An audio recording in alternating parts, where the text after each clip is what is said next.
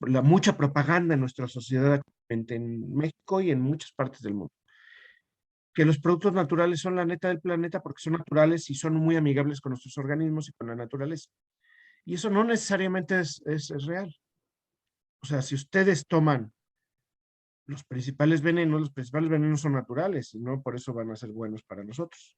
El azúcar, si la consumimos en exceso, si la consumimos de manera moderada es muy buena, pero si la consumimos en exceso es muy mala. Pues de ahí tenemos una epidemia en nuestro país de obesidad, porque a la mayoría les gustan mucho los refrescos, a la mayoría de la gente en este país, y la mayoría le gustan los refrescos no les gusta con edulcorantes, sino con azúcar normal. Y el exceso de azúcar lo que produce es que los azúcares que no se consumen con el ejercicio se acumulan en grasas y tenemos una epidemia de obesidad. Entonces es un producto natural. Entonces no quiere decir que porque sea natural va a ser inocuo. Entonces esta pregunta, que haya 3 personas le hayan contestado así, me parece que tienen que replantearse eso y no solo es por estas 3 personas, sino porque es algo que tienen que tener en mente ustedes porque en la sociedad que está saliendo ahora, ustedes van a salir y van a ser profesionales del área de la química, ustedes van a ser los responsables de defender los productos naturales o de cuidar de productos naturales. Hay productos naturales muy buenos, pero no todos los productos naturales son muy buenos, ni todos los productos artificiales son malos, ¿sale? Porque sea sintético no quiere decir que es malo. Lo que hay que hacer en cada caso, sea natural o sea sintético, hay que hacer un proceso racional de estudios para ver eso, si es bueno o malo, toxicidad, un montón de mutagénesis, un montón de pruebas que hay que hacer para la salud humana, para la naturaleza. Entonces, ojo con eso. Esta sí tuvo la mitad, esta pregunta tiene un pequeño problema. Se tienen las siguientes sustancias. El metano, el que tiene un flúor, el que tiene 2 y el que tiene 4. El que tiene mayor punto de fusión es porque tener 4 hidrógenos forma 4 puentes de hidrógeno. No, los puentes de hidrógeno están 7 personas. Los puentes de hidrógeno, para que se formen, tiene que ser este átomo muy electronegativo y no es ese muy electronegativo. Entonces, eso no forma puente de hidrógeno. El flúor tiene mayor punto de fusión porque el tener 4 átomos de flúor, como este elemento es más electronegativo, esto hace que tenga un momento dipolo muy grande. No tiene momento dipolo, es una molécula simétrica, perfectamente simétrica. Su momento dipolar es 0. De hecho, estos son los famosos fluorocarbonos que ya están prohibidos porque se utilizan como propelentes. Son poco reactivos, pero en la estratosfera se descomponen con la luz solar y hacen lo famoso agujero de ozono, ¿no? La mayoría son mezclas de clorofluorocarbonos, pero es un fluorocarbono. El CF2H2 no es polar, ya que los 2 vectores del momento polar del enlace flúor se anulan entre los dos. No es cierto, es un tetraedro. Entonces, un tetraedro no se anulan dos. Si fuera un cuadrado y estuviera en trans, sí. Pero al ser un tetraedro no se anula. Entonces, esta molécula sí es polar. No mucho, pero sí es polar.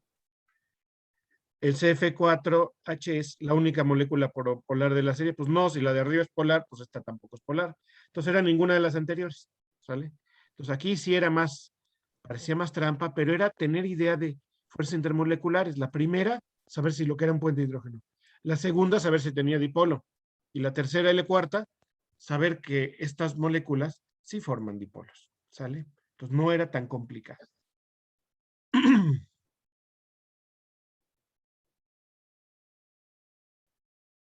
Esta pregunta es maravillosa, porque a todos nos han pegado. ¿Cuál es la receta cuando a alguien le pegan un chicle en el pelo?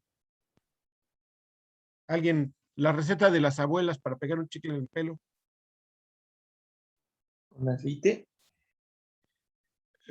¿Tu abuela decía eso? No me acuerdo bien, pero creo que sí. Pues tu abuela era sabia. Felicitaciones a tu abuela porque era muy sabia. Sí, con aceite está bien. Pero muchas abuelas, mi abuela no era tan sabia. Mi abuela decía, pues córtate ese trozo de pelo. Y agarraban las tijeras y chas, te mochaban, ¿no? Cuando algún ocioso, cuando era uno niñito, te pegaba. Entonces, con aceite sí, ¿por qué? Porque el chicle es un polímero natural que funciona como momentos dipolares permanentes muy pequeños. Entonces necesitamos disolventes que no tengan un efecto hidrofóbico grande, como el aceite quita el chicle del pelo. Luego es más fácil quitarse el aceite que quitarse el chicle. Entonces está bien, el limón y bicarbonato, que es una receta mágica de nuestro país, que para todo le echan limón y bicarbonato porque es burbujitas, y las burbujitas son mágicas y quitan todo, y las burbujitas no es más que el bicarbonato protonan con la acidez del limón, protonan el bicarbonato, forma H2CO3, o sea, ácido carbónico, ese es inestable, se forma CO2 y agua, y piensan que el CO2 y agua en burbujitas limpia las terminales de la batería, limpia un montón de cosas, limpia la plata. No es cierto. O sea, el limón y bicarbonato es un mito en la mayoría de las cosas. La que sí tuvo mucho problema es la acetona, porque es un disolvente es muy alto, pero los del chicle es muy bajo, entonces no es tan soluble, no es muy bueno ese para poder quitar, ¿no? Entonces, el éter etílico sí tiene un momento dipolar bajo, entonces las interacciones son mucho más apropiadas. ¿Por qué? Porque la acetona va a preferir interaccionar con otras acetona más que con el chicle. En cambio, el éter etílico, la interacción de un éter con otro éter será más o menos similar a la del éter con el chicle, y eso hace que pueda ser soluble. Esto también tuvo muchos problemas, entonces yo sí me gustaría que checaran su teoría de repulsión de pares electrónicos y vieran esta pregunta, porque estaba rara, ¿no? A ver, SF5. Ay, aquí debe ser. Aquí no tiene un par electrónico libre, entonces como tal no presenta un impedimento esférico. Normalmente la teoría de repulsión, esta era medio truculenta por el SF5, que fue la que se fue la mayoría, pero bueno, quizá era de las preguntas difíciles. El yodo es muy poco soluble en agua debido a que el yodo solo puede interaccionar mediante dipolos de hidrógeno con el agua. Es la respuesta correcta. ¿Cuál fue la que? Debido a que la polaricidad del yodo es muy grande. Al contrario, debido a que la polaricidad del yodo es muy grande, por eso es un poquito soluble en agua, ¿sí? Si no tuviera momentos dipolares tan permanentes, sí no podría interaccionar con los dipolos del agua. Debido a esto es que es un poco soluble en agua, no muy poco soluble, ¿sí? Entonces, la respuesta correcta es esta. Esta la mayoría la tuvo bien. No la voy a discutir. Esta la mayoría la tuvo bien. Si la parafina son lineales, esto ya, si se fijan, esto de que se ensucian las camisas, me gustó, y el pelo me gustó, ¿no? Entonces, las recetas mágicas, pues, nos ayudan a desmanchar. ¿Qué es lo que utilizan ¿cómo se llama? En las tintorerías, que han utilizado por años en las tintorerías, que ahora ya se está dejando de utilizar porque es más o menos problemático ambientalmente. ¿Alguien sabe? ¿Tiene idea? No, profe. En las tintorerías desmanchan, dicen lavado en seco, ¿no? Y cuando hacen el lavado en seco,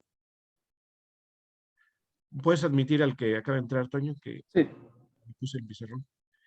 Entonces, muchas veces las manchas no se lavan en la casa porque son aceites o grasas o pinturas o cosas, y muchas veces son muy hidrofóbicas, entonces en la tintorería se lavan mejor. Pero si le echamos agua a la tela, si nos dice ahí en la lana, no la laves en la lavadora, porque si pones un traje de lana en la lavadora, te va a quedar si era de adulto, te va a quedar de niño, ¿no? Se va a encoger. Entonces el agua puede afectar a las fibras, algunas naturales, sobre todo. Entonces lo que hacen es esto.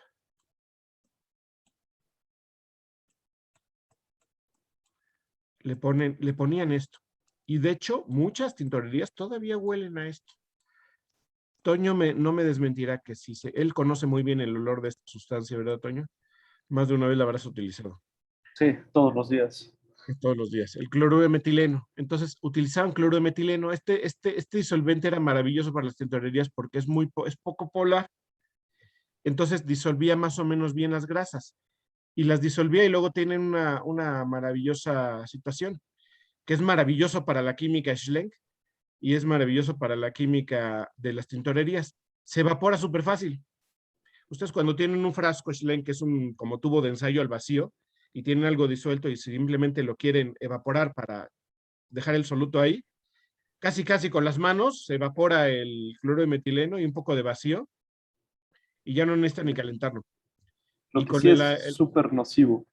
pero es súper nocivo, por eso ya se ha dejado pero en una línea de vacío ustedes lo pueden condensar y ya no sale al ambiente. Pero en las tintorerías todavía lo siguen utilizando esta cosa para poder limpiar ¿cómo se llama? Las manchas de grasa. Y funcionaba muy bien, pero no es nada sano. Por eso ya lo han dejado de utilizar. Entonces, las parafinas son unos hidrocarburos muy largos, con interacciones intermoleculares muy débiles, entonces pues el hexano, ¿no? Es el de preferencia. Por ahí pusieron la acetona, no, porque forma dipolos muy grandes. El metanol forma puente hidrógeno. Y el agua, pues peor, ¿no? Si ustedes agarran una vela, ahora que es ya cerca del Día de Muertos, agarran una vela y échenla en el agua. ¿Qué pasa? Flota. Y cuando cae la gota derretida de parafina, flota en el agua, no se disuelve nunca. Esta estaba fácil, estaba bonita. Esta le gusta mucho a Toño, ¿verdad? Eh, por ahí tuvieron algunos errores, pero la mayoría bien. Esta tuvo mayores desviaciones. Pero bueno, la mayoría más o menos bien. Hay gente que todavía le cuesta ver las fuerzas intermoleculares. Esta es la que me gustó mucho, que nadie le atinó y estaba bien fácil. ¿Cuántos hidrógenos tengo aquí en el amoníaco? 3. ¿Cuántos pares electrónicos libres? 1. Entonces, ¿cuántos puentes de hidrógeno puede formar? 4. Y solo había una respuesta con 4. Luego, el oxígeno, ¿cuántos pares electrónicos libres tiene? 2. ¿Y cuántos hidrógenos tiene? 1. Entonces puede formar 3 puentes de hidrógeno. ¿Cuántos pares electrónicos libres tiene el flúor? 4. Y más el hidrógeno que tiene aquí.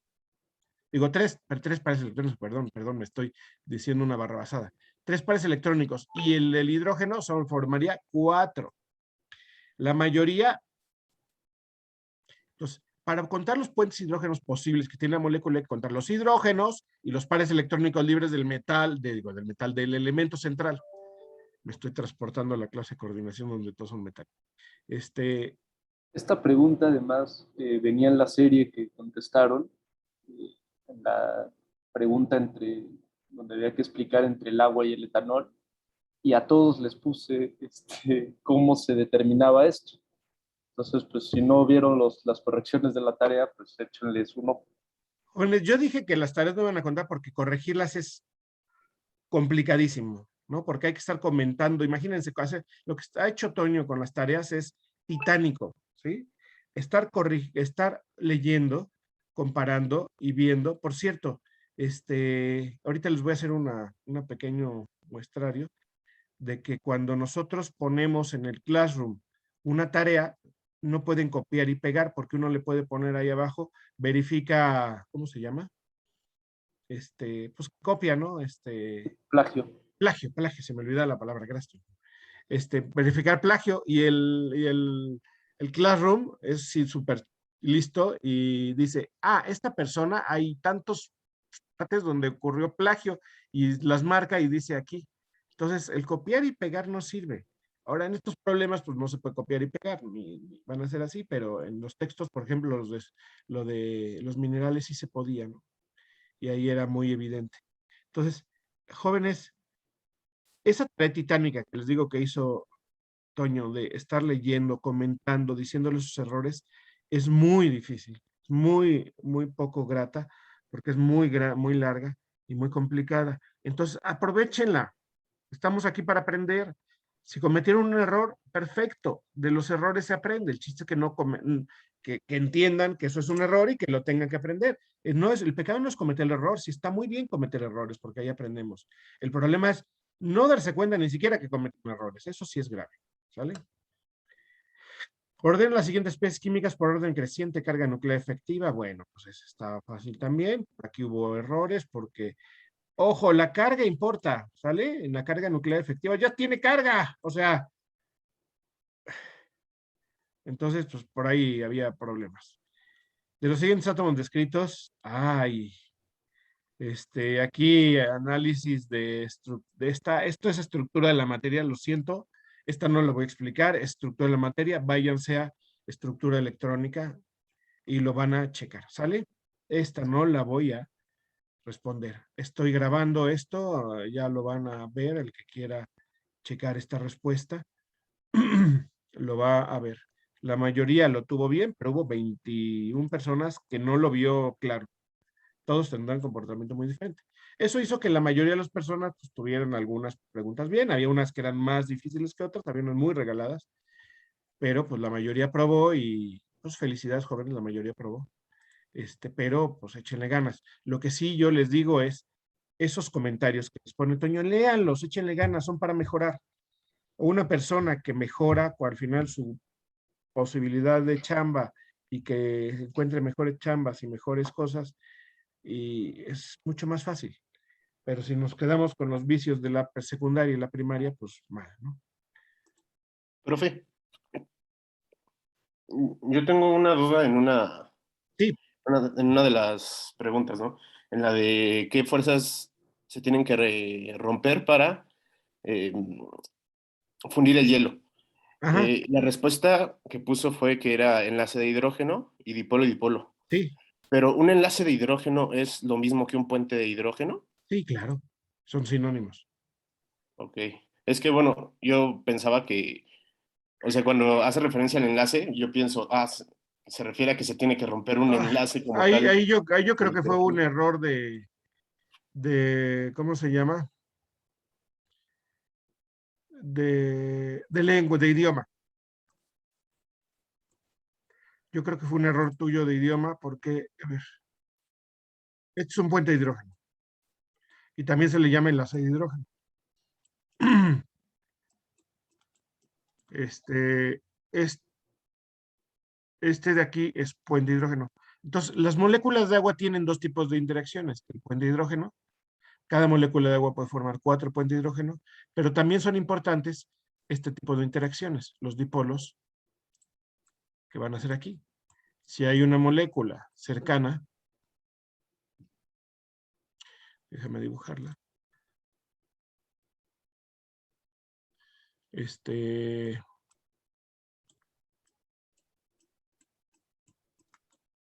Así, va a poder haber una interacción dipolo-dipolo, ¿sale? Entonces, por eso son dipolo-dipolo y puente de hidrógeno. Puente de hidrógeno y enlace de hidrógeno son lo mismo. De hecho, en inglés se llama hydrogen bond o hydrogen bridge. O sea, puente o enlace. Es muy normal encontrarlo en los libros de las dos maneras. No, creo que cometimos un error en no ser suficiente enfáticos en ese tipo de palabras o nomenclatura y bueno. Pero bueno, o sea, ante la duda, en un examen, la idea es que puedan preguntar si surge alguna duda de este aspecto para poderla clarificar. No que todo lo tengan que saber a priori, ¿no? Puede haber alguna cosa que no esté clara. ¿Sí, más o menos? Sí.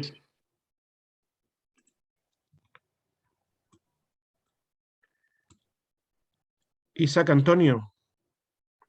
Disculpe, profe, ¿va a subir las calificaciones o cómo podemos saber cuánto sacamos? No les pusiste, no sé, no, al final les decía cuántos habían sacado. Sí, la subo, pero sí, al final creo que les decía cuánto habían sacado, ¿sí o no? ¿Me equivoco? Sí, porque Bueno, sí. yo lo hice y me pareció la calificación al final, pero Sí, si no se fijaron al final su calificación, se la subo, al rato se la subo, ¿sale? Sí, se las voy a poner Sí, en gracias, profe. ¿cómo se llama? Profesor, Sí, y la manera de ver los incisos en los que nos equivocamos, porque, o sea, ya se hizo la revisión y todo, pero podemos ver así como, bueno, no sí, sé, para tener más en cuenta nuestros errores. ok. Yo tengo, miren, déjenme quitarles, dile stop share. Stop share. ¿Tú cómo te apellidas? ¿Quién me habló? Que no alcanzó. Pérez Acosta. Ok, señorita Pérez. Ah, déjenme ir. Están viendo mi drive, ¿verdad? Mi drive química. Tengo muchas carpetas. Clases. Y luego en clase tengo química inorgánica teoría. Y luego aquí tengo desde las que empezamos con coronavirus. Y luego tengo las de este semestre. Y luego tengo el examen de este semestre. Y luego aquí tengo esto. Y luego estudiantes.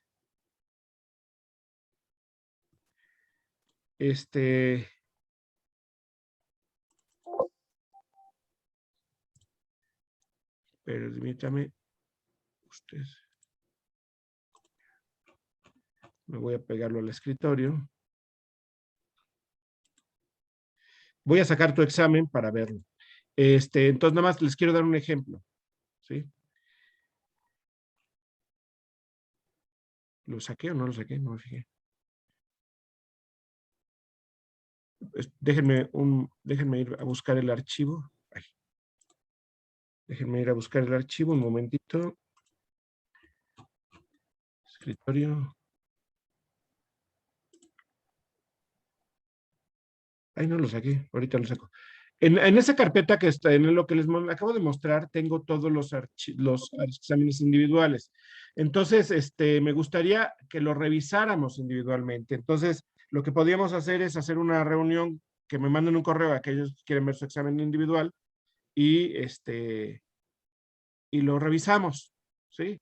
Para ver por qué sí, por qué no, las dudas puntuales. Yo creo que son muy enriquecedoras. Por eso nos lleva más tiempo, por eso quisiera no hacerlo a la hora de clase, para hacerlo así. Entonces, la propuesta es manden un correo, nos ponemos de acuerdo y hacemos un Zoom, lo que quieran, y revisamos el examen punto por punto explicando tus errores y tus aciertos. ¿Sale? Ay, sí, por favor. Nada Le más agradecería mucho. manden un correo para quedar, ¿no? A una hora y esto que Sí, podemos hacer. claro. ¿Sí? Pero ahí están los exámenes, como ya se los pude poner. Ahí están Ok, todos y ahí gracias, dice profesor. en qué te cada uno individual, ya no salen todos en conjunto. Sale. Bueno, ¿más Profe, comentarios o dudas? sí, nada más los que reprobamos ya pues estamos condenados al final, ¿no? No, no necesariamente. Con que apruebes los otros dos parciales, los apruebas muy bien, puedes presentar. No lo vean como una condena, piensen que si reprobaron la ventaja es que podrán aprender de estos errores y si hacen el final, pues tendrán una mejor calificación también. O sea, no quiere decir que ya estén en final, pero piensen que pueden también subir su calificación. Muchas veces nosotros presentamos un examen y nos sacamos baja calificación por muchos motivos. Una, porque la verdad le echamos la flojera y no hicimos nada. Dos, porque no entendimos. Tres, que es la más común, yo creo, pensamos que teníamos claro todo y luego nos dimos cuenta de que no. Y así hay muchas posibilidades. Entonces, el aprender de los errores, yo creo que es una forma magnífica de poder superarnos. Entonces, aprender de los errores, pues que tú tengas un examen muy malo, no significa que ya te condenaste para nada. Significa que pues tendrás que checar cuáles fueron tus errores para corregirlos, es todo. Y el no checarlos, eso sí es como un pecado en cualquier religión, hasta en los ateos, ¿no? ¿Por qué? Porque pues estás desperdiciando una oportunidad. Si nosotros vemos, ¿saben cuánto cuesta una mensualidad en una universidad como el TEC de Monterrey para estudiar alguna carrera como las que tenemos aquí? ¿Tienen idea? Como unos 15,000 pesos, ¿no? Al mes. 15,000 es muy baratito. La mayoría andan por los 20 y muchos mil. ¿Sí? Y si se van a algunas otras universidades, no sé, la del Valle sí se pone más barato. Pero pues es que aquí les sale gratis y tienen un montón de posibilidades. Entonces, yo creo que tienen una gran oportunidad de aprender y de superarse. El tener una actitud pasiva de chin, ya me fui, no me gustó porque ya me fui a final o me fue mal o no entendí, no me gustó, pues es desaprovechar una oportunidad muy grande que están teniendo, ¿no?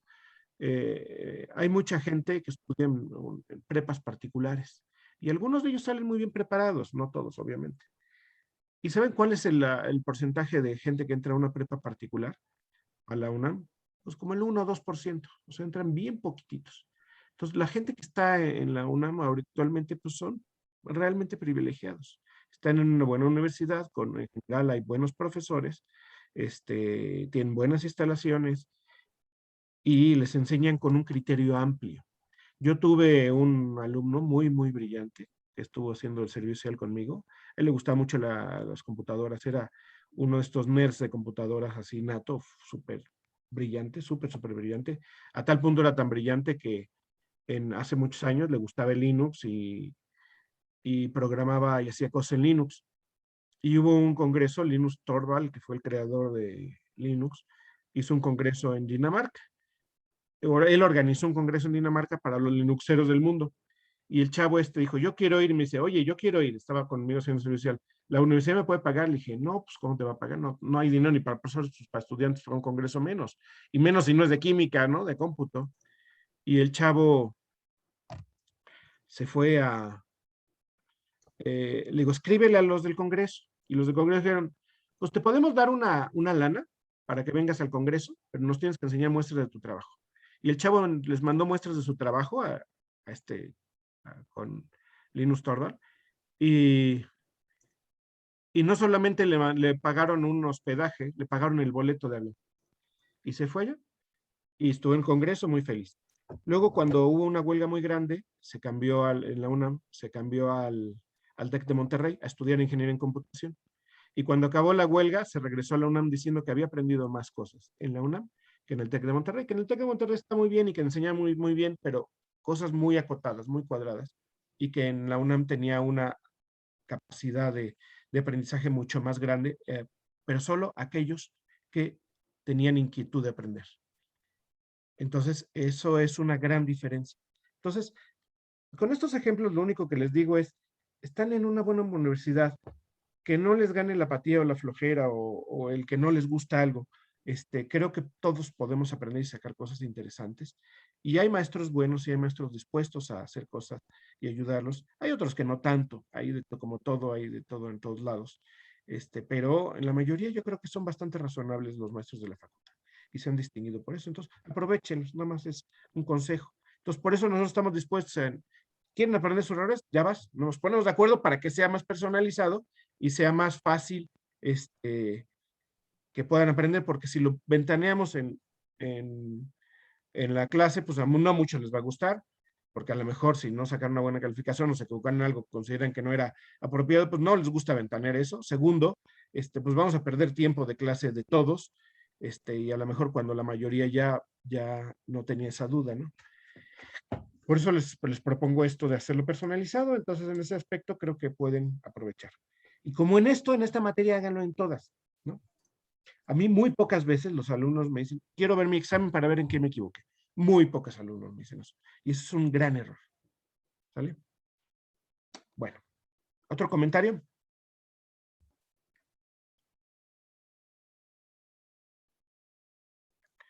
Si no hay más comentarios, jóvenes, vamos a seguir con la clase, ¿no? Ya vimos un poco el examen, ya vimos cómo están. Y este primer examen, pues simplemente es decirles, pues, cómo son las cosas y cómo pueden mejorar y los que pues estén bien, pues cómo pueden seguir así. Y lo que me gustaría es ahora empezar a ver clase. Nos habíamos quedado en teoría de enlace de valencia. Voy a hacer un muy breve resumen, como siempre.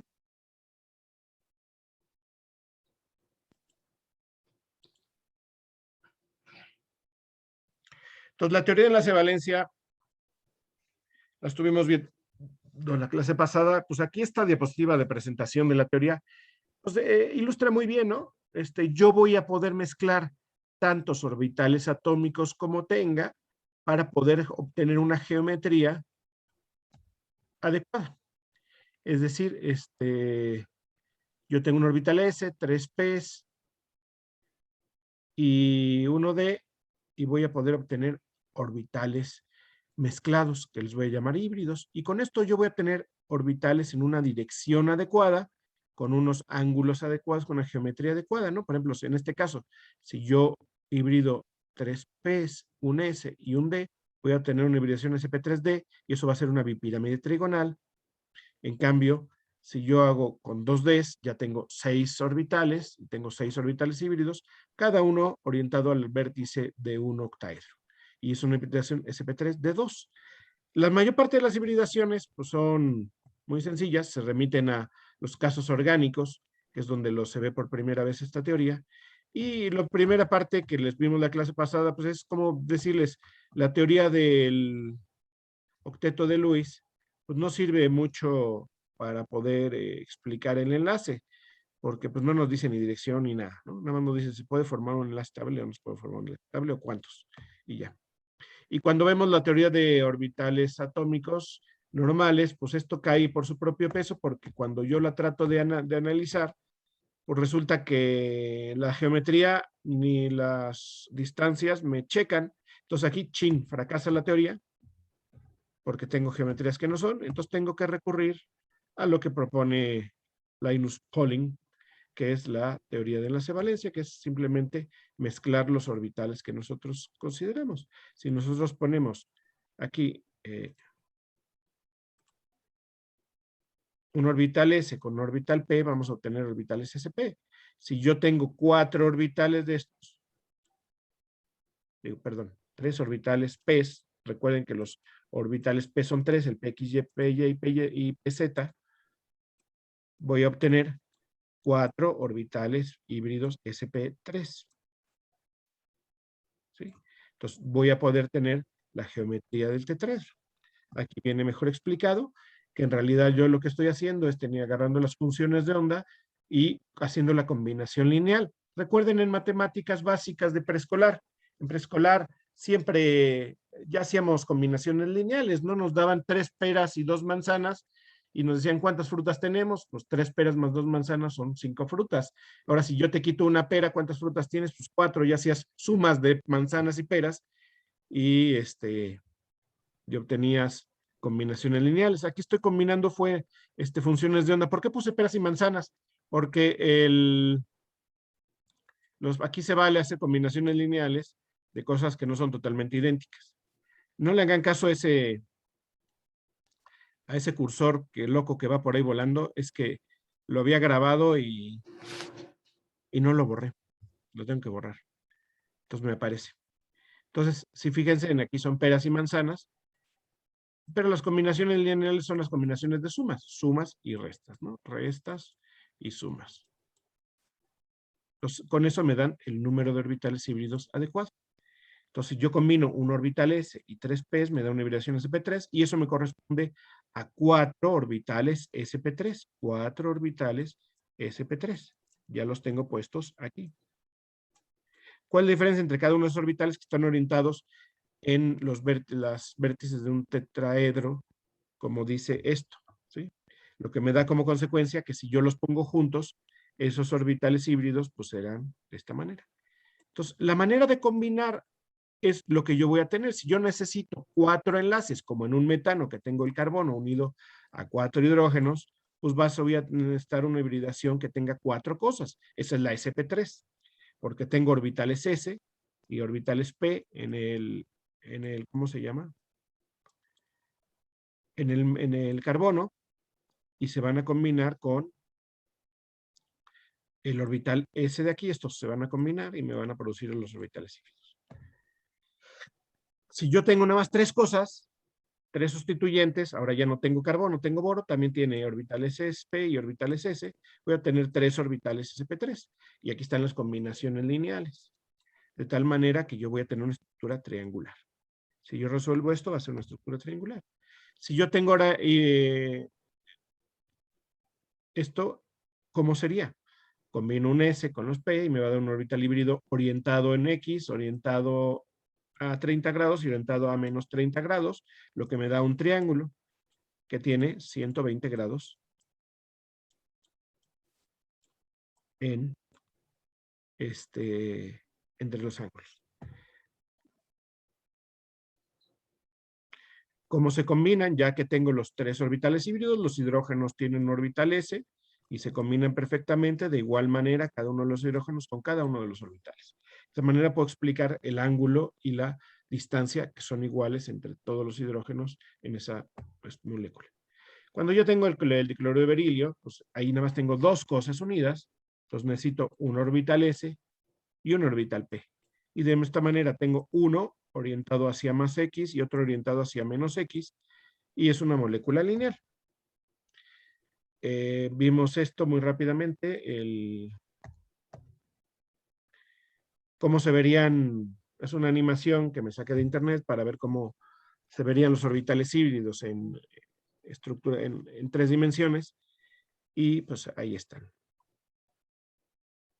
Cuando orbitamos un S y un P, esa es la suma pues son orbitales SP. Cuando la mezcla de orbitales son S con 2 P's, va a ser un SP2. Si yo los superpongo, pues me queda algo muy raro, pero ya cuando los mezclo, los hibrido, lo que me va a dar son 3 orbitales iguales orientados en forma triangular, como está apareciendo en la animación en este momento. Ahí, entonces, tiene que estar a 120 grados cada uno. De esa manera ya me quedan los orbitales. Y para el SP3, pues es equivalente, más que ahora en lugar de combinar 3 orbitales, combino 4, 3 P's y un S, y lo que obtengo es ese tipo de orbitales idénticos orientados tetraédricamente. Y esto lo puedo llevar a diferentes estructuras, no solamente a tetraedros, triángulos y líneas, sino también a pirámides trigonales, cuando mezclamos orbitales D, o pirámides de base cuadrada, octaedros o cuadradas en general. Y esto me explica mucho más química de lo que me explicaba la teoría del octeto de Lewis, ¿sí? Les voy a dejar una trajita de esto. Ahí la van a checar. A la tarde-noche se las pongo, ¿sale? ¿Dudas de esto que fue rápido? Una cosa que vamos a poder hacer es que chequen la tarea y si la tarea no saben cómo resolverla, la explicamos en clase para que la puedan resolver adecuadamente, ¿sale? Pero ese modelo de teoría de enlace-valencia, pues es un modelo muy, así, considerado así, nada más con los orbitales híbridos tal cual, es un modelo relativamente limitado, que es muy descriptivo. Se puede complicar mucho más y entonces da muy buenos resultados, pero ya no tiene la bondad de ser tan sencillito, de no decir, tiene tal hibridación y listo. Entonces, con ese tipo de aplicación tan simple, pues está muy limitado. Por eso tenemos que empezar a recurrir a los modelos de Schrödinger. Y ustedes ya saben cuáles son los modelos de Schrödinger. La ecuación de Schrödinger no es más que un sistema donde me habla de energía cinética, energía potencial y de cómo es la posición de cómo podemos encontrar el electrón en el espacio con esta ecuación. Y de ahí sale que podemos tener orbitales S, orbitales P, orbitales D y F, ¿no? Y esto es como ya los podemos encontrar, la probabilidad de encontrar el electrón alrededor del núcleo, dependiendo de los niveles energéticos. Podemos tener diferentes niveles energéticos y diferentes números cuánticos, y por eso es lo que tenemos los orbitales, que representa diferentes números cuánticos. Pero esto representa átomos, una entidad aislada, Entonces esta entidad va a tener el orbital para acá y el orbital para acá, o el orbital de otro, o el D o el S, pero es un átomo, una entidad aislada, y esto no es lo que nosotros vemos en la mayoría de la química. Lo que nosotros vemos en la mayoría de la química son moléculas, que es un átomo que se une a otro átomo, o a muchos átomos, ¿sí?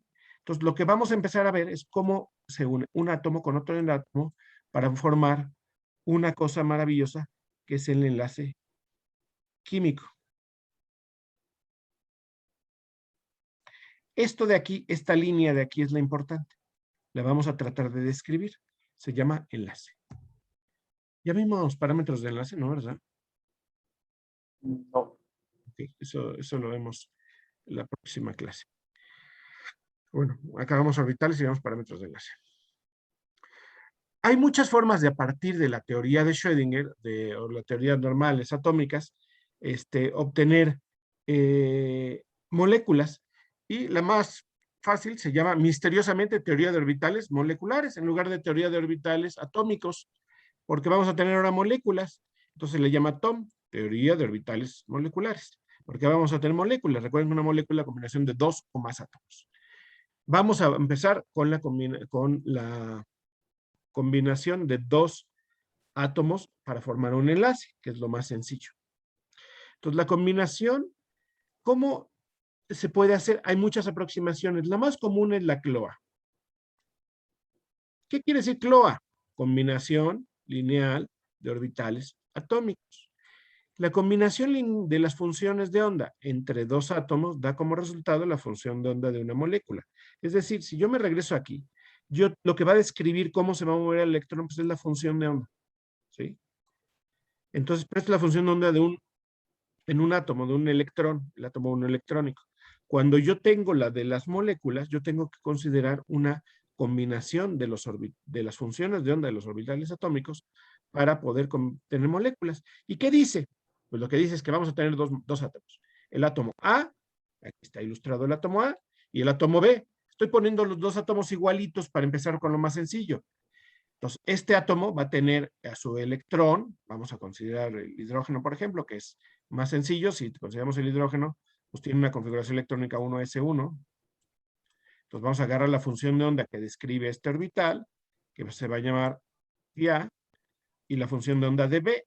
Entonces la combinación de la molécula, que ya es el conjunto de estos dos átomos, va a ser la función de onda 1 y la función de onda 2, ¿sí? De estas dos. ¿Y cuál es la combinación lineal?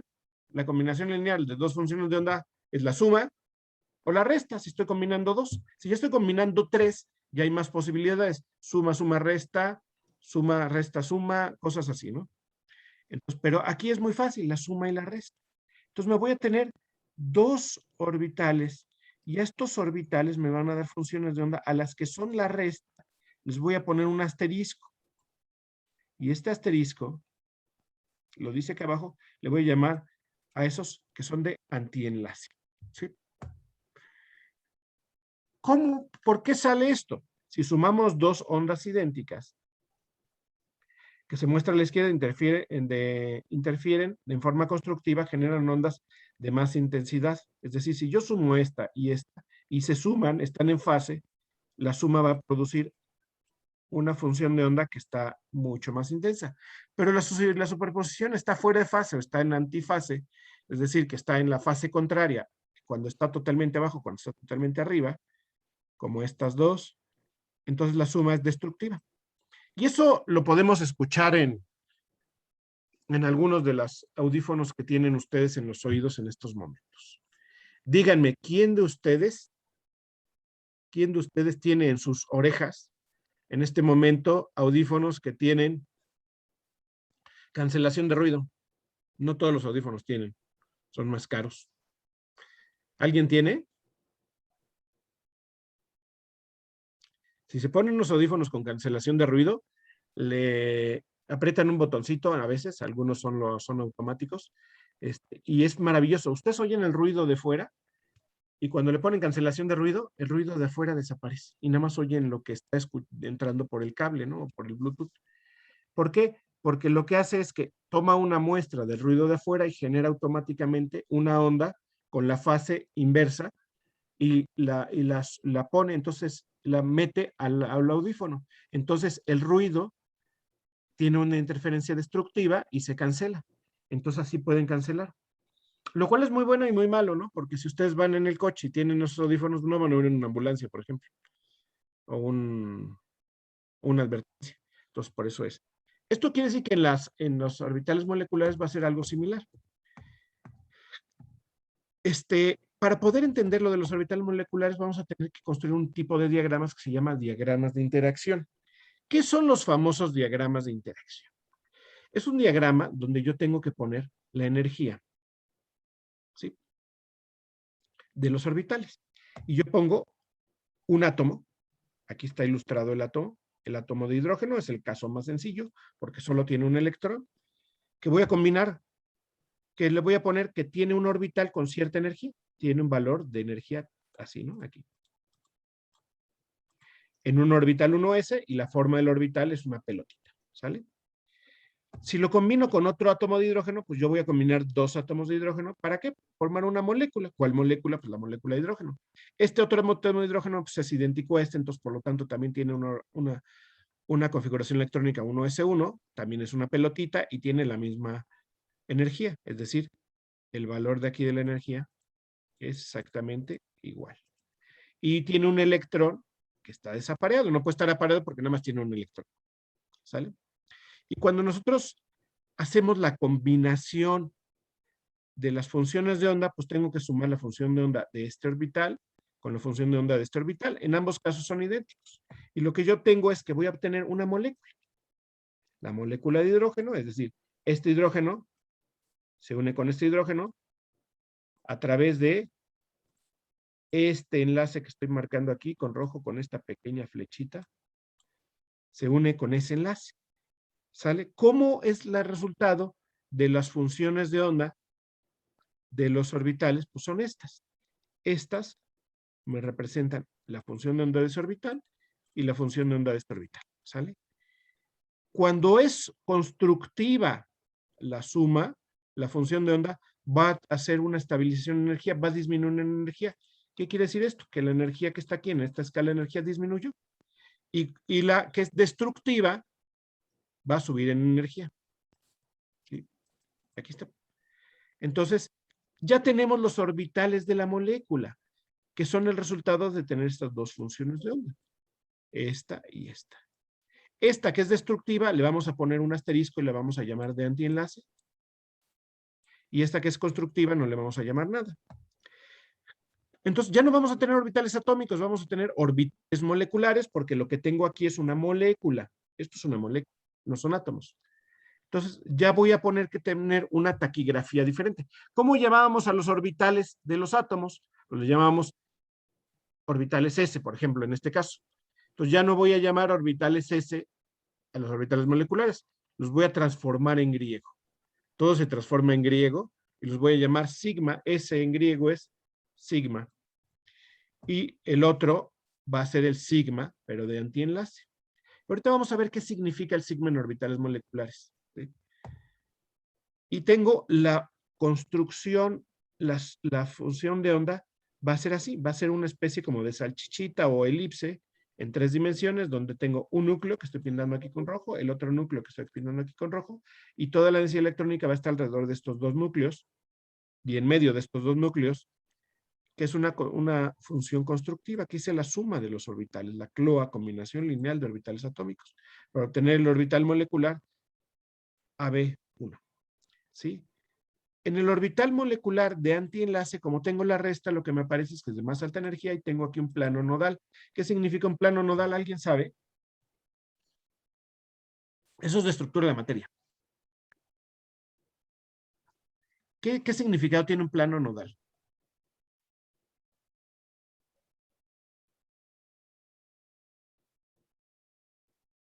Nadie, por favor, ¿No hay sí. probabilidad de encontrar el electrón? ¿Quién habló que no lo alcancé a ver? Emiliano. Emiliano, ¿puedes repetirlo un poquito más fuerte porque no te oí muy bien? Sí, ¿qué es el lugar donde no hay probabilidad de encontrar a un electrón? Perfectamente bien, Emiliano. En este caso, te lo voy a ampliar la respuesta. No hay probabilidad de encontrar los electrones porque aquí ya no tenemos un solo electrón. No es una función de onda monoelectrónica, es una función de onda, ¿cómo se llama? Ya de 2 electrones, que es una molécula. Fernanda nos dice lo mismo. En el chat nos dice, se hace 0 la probabilidad de encontrar el electrón. ¿Qué significa eso? Que la probabilidad de encontrar el electrón entre los dos núcleos es, en cierto punto es 0. Por eso se llama de antienlace, no contribuye al enlace. ¿Sale? Y ahora me faltan los electrones. ¿Cuántos electrones tengo? Voy a ponerlo con otro color para que se note para la señal. Muévete. Aquí.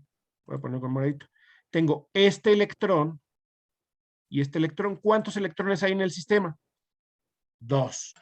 Un electrón de un átomo y otro electrón de otro átomo. Cuando yo trato de llenar los electrones, tengo que seguir el principio de llenado de Aupert. ¿Qué significa? Que voy a poner los electrones en el nivel más bajo. ¿Cuántos les caben? Pues 2 electrones a cada orbital. Igual que en los orbitales atómicos, los orbitales moleculares caben 2 electrones. Entonces, voy a tener estos 2 electrones aquí. Y ya, no cabe, no hay que hay uno y uno. Eso lo vamos a ver un poco más adelante, que a veces pueden subir, pero ¿en qué casos? Entonces, de esta manera ya tengo mi diagrama de interacción, donde tengo mis orbitales moleculares con los orbitales sigma, con 2 electrones y los orbitales de antienlace. Si yo ahora, déjenme borrar todas las cosas para que no. Voy a hacer el átomo de helio. Vean, hago lo mismo, pero con el átomo de helio. Pues tengo un átomo de helio que va a formar, se va a interaccionar con otro átomo de helio, perdón, lengua, se me lengua la traba, para formar la molécula de helio que tiene este enlace helio-helio. ¿Se forman, es posible que exista la molécula de helio? ¿Sí o no? No. No, ¿verdad? Todo el mundo sabemos que el helio 2 no existe. Eso lo sabemos desde preescolar, desde que usamos globos para divertirnos.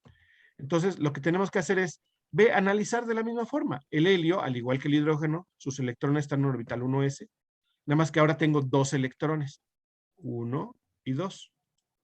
1 y 2. Como se voy a combinar exactamente las mismas funciones, pues voy a tener la misma combinación. Entonces voy a tener los mismos orbitales moleculares, el sigma y el sigma de antienlace. La única diferencia es que cuando yo lleno los electrones, ahora no voy a tener 2 electrones, voy a tener 4. Entonces entran los 2 en el primer orbital de más baja energía, según el principio de Aufbau, y los siguientes entran en el siguiente orbital disponible, que es el de antienlace. Y las funciones de onda, la probabilidad de encontrar el electrón es exactamente igual. Tengo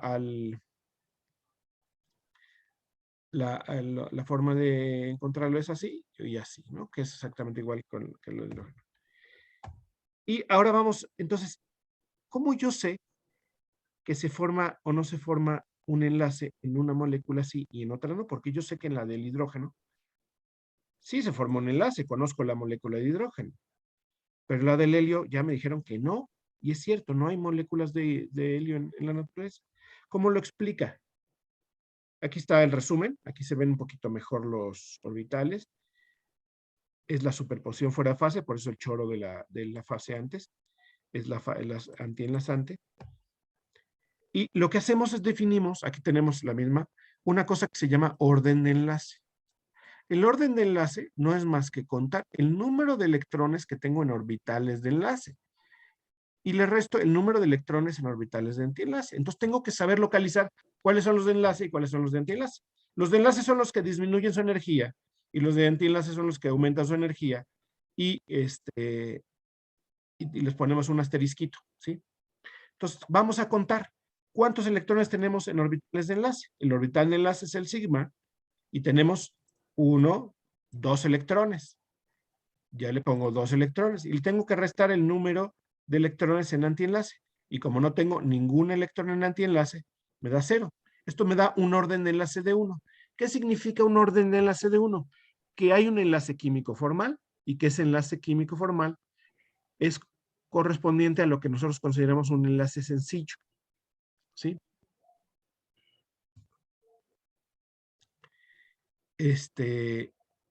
Un enlace sencillo.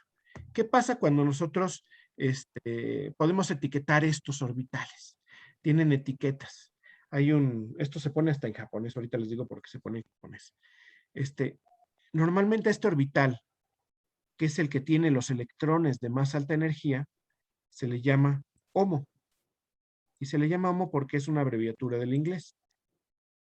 HOMO es el orbital molecular más alto ocupado, es el que tiene electrones. Y luego hay uno LUMO, que se llama el orbital molecular más bajo ocupado.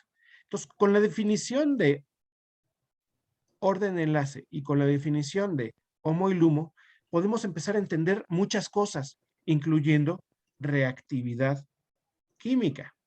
Si yo tengo una molécula que va a aceptar electrones, ¿a dónde creen que los acepte? ¿En un HOMO o en un LUMO?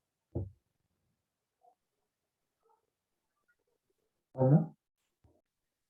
Pueden meter electrones en el lomo. ¿Cuántos le caben al lomo si ya tiene electrones? Ah, ya está lleno, ¿no? Por aquí, ok, la ecuación,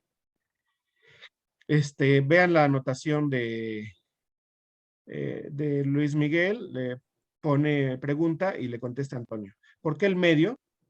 Y dice, la ecuación de orden de enlace tiene un factor de medio porque se suman y se restan los electrones de los dos átomos. Es como un promedio, ¿sale? Entonces, volviendo al comentario adicional antes de la pregunta de Luis Miguel, si ya tenemos electrones aquí y vienen electrones de otra especie, es decir, yo le quiero meter electrones a la molécula de hidrógeno, pues no se los puedo meter en el HOMO, se los tengo que meter en el humo. Si el hidrógeno va a ceder electrones, ¿de dónde los cede? Pues de donde tiene electrones, va a ser del HOMO. Y cuando acepta, pues los acepta de este orbital. Si yo veo la energía y comparo la energía de diferentes moléculas, yo sé qué tan fácil va a ser que acepte o que done electrones, ¿sí? Y eso me habla de teoría de química de coordinación o de reacciones redox o cosas por el estilo, de reacciones ácido-base, porque todos son un intercambio de electrones que se donan y electrones que se aceptan. Si yo conozco los orbitales moleculares de las moléculas, yo voy a poder determinar dónde están esos electrones. Entonces, esta teoría tiene unas perspectivas gigantescas que no tenía ninguna otra teoría. Tiene una teoría, tiene algo que es fundamental, la reactividad, ¿sí? La reactividad es cómo reaccionamos ante algo, ¿sí? Igual los elementos, cómo reaccionan ante algo. Y esa reactividad química va a estar determinada por lo que se llaman los orbitales frontera. Y le digo que se pone en japonés porque la teoría de reactividad de orbitales frontera, quien habló mucho de ello era un japonés que se llamaba Fukui, se llama teoría de orbitales frontera de Fukui. Pero bueno, son otros 20 pesos, no vamos a meternos ahorita en eso. Pero la reactividad química sí me gustaría que la entendieran, porque estamos hablando de que son en la Facultad de Química y la reactividad química no es más que, una propiedad química no es más que ver cómo interacciona una especie con otra especie para formar o romper enlace. Y esto es fundamental. Ustedes mismos, o sea, piénsenlo. Si yo les dijera, piensen qué sienten en su corazón cuando les digo la siguiente frase. ¡Viva el América! Algunos dirán, sí, ese cuate sí sabe, pero yo creo que van a ser pocos. Y otros dirán, sentiré que los oídos me chillan y siento mentadas de madre en mi corazón, posiblemente sea cierto. No le voy a la América, ¿eh? Es nada más para que sientan algo y tengan un poco de adrenalina en su cuerpo a estas horas de la mañana. Y eso es reactividad química. ¿Cómo reaccionamos nosotros frente a algo? Es una forma de reactividad. En la química es cómo interacciona una especie con otra. Y los orbitales frontera son fundamentales. Vamos a seguir.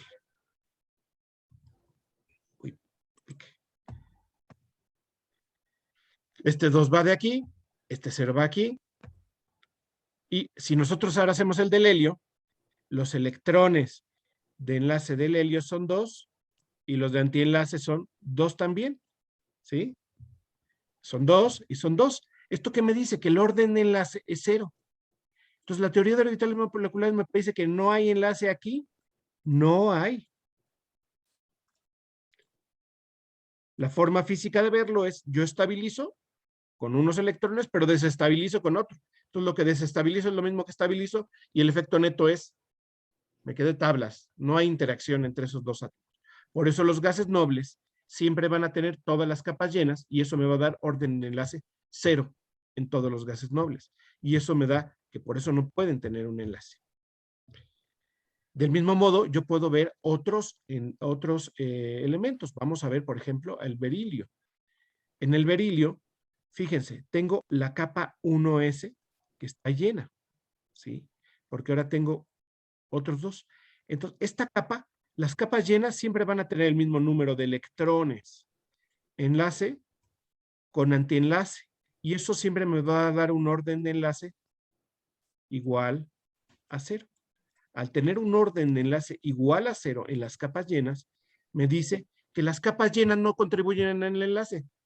Entonces, bravo, hemos descubierto una explicación de por qué los electrones de core, que son capas llenas, no intervienen en el enlace y solamente los electrones de valencia. ¿Sale? Y eso es interesante. Esta teoría me predice que el berilio, la molécula de berilio, no debe formar enlaces. Como berilio 2, forma otro tipo de enlaces. Ya veremos más adelante. Y ahora vamos a ver cuando ya tenemos orbitales P, porque hasta ahorita teníamos orbitales S, orbitales S, orbitales S. ¿Qué pasa cuando tenemos orbitales P? Yo voy a tener 3 tipos de orbitales, los PX, los PY y los PZ. ¿Sale? Los PX se van a combinar así, son como cacahuates, ¿no? Esta fase se va a combinar con esta y voy a tener, cuando sumo las fases, sumo la phi de Px más la función de onda de Px me va a dar una constructiva, y esta constructiva es esta zona, es una enlazante. Y la enlazante va a tener sus planos nodales correspondientes, que es cuando se superponen con fases diferentes. Aquí están poniéndose la fase igual, y aquí están poniéndose las fases diferentes. Esta fase y esta fase. Y esto me va a generar planos nodales y me va a generar el orbital Px de antienlace. ¿Qué va a suceder con los otros orbitales P? ¿Sí? Por ahí hay un chiste de las hermanitas P, ya se los contaré. Pata, peta, pita, pota ahí. ¿Cómo se llamaba la quinta hermanita P? Sí, pata, peta, pita, pota ahí. Lulu, ¿sí? Sale. Entonces, ahí les va los P. Los orbitales PZ y PY no están orientados sobre el mismo eje, están orientados donde ¿cómo se llama? Los lóbulos de los orbitales están orientados en esta dirección, así y así. Entonces suma lóbulo a lóbulo, lóbulo a lóbulo. Y eso hace que la contribución enlazante esté en un plano diferente al plano del enlace, está por arriba y por abajo. Y las ¿cómo se llama? Los orbitales moleculares antienlazantes están con dos planos nodales, que son la combinación cuando no están en la misma fase o están en antifase estos orbitales. Entonces son los orbitales enlazantes. Entonces tenemos dos. La diferencia de los orbitales PZ y PY, ¿cuál es? Si me ven no sé si me alcanzan a ver en el cuadrito de arriba, mis dedos es como si fueran los orbitales PY, serían así, y los PZ estarían orientados ahí, así. Así, más o menos. Es que, como le tengo el fondo, así, simplemente están orientados en otra forma del espacio, pero la superposición también es lóbulo a lóbulo, ¿sí? De dos lóbulos a dos lóbulos. Esto me da como consecuencia que pueda tener un diagrama de orbitales de interacciones en este sentido. Voy a tener el diagrama para las moléculas de berilio, de boro, carbono, nitrógeno, que es el de la izquierda, y el del oxígeno, fluoruro y neón, del de la derecha. Y eso depende de la energía de cada uno de los orbitales, cómo se superponen y cómo se suman. Esta de los orbitales P, yo creo que valdría la pena checarlo para la próxima clase, si no nos vamos a quedar muy a medias y no va a quedar nada claro, ¿sale? Vamos bien, jóvenes, con los orbitales moleculares. Van a ver que los orbitales moleculares son sencillos, sobre todo las moléculas diatómicas o mononucleares, pero son la neta del planeta. Pueden explicar muchas cosas. Son interesantes. ¿Vamos bien, jóvenes? ¿Todo bien? ¿Preguntas? ¿Solicitudes? Todo bien, profe. Todo bien, profe. Entonces, si todo está bien, pues yo creo que lo vamos a dejar aquí, si no hay dudas o preguntas, y nos veríamos la próxima clase. Si hay dudas o preguntas, díganlas.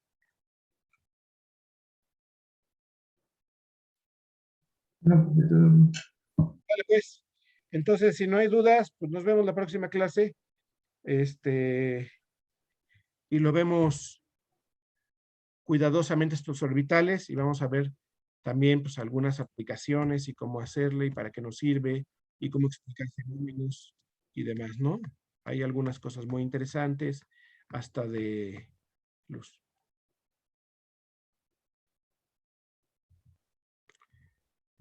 Vamos a ver esto y luego ya empezaremos a ver el enlace metálico. ¿Sale? Bueno, entonces... Profe, ¿nos va a subir esta clase? Sí, ¿verdad? ahorita Gracias. voy a parar.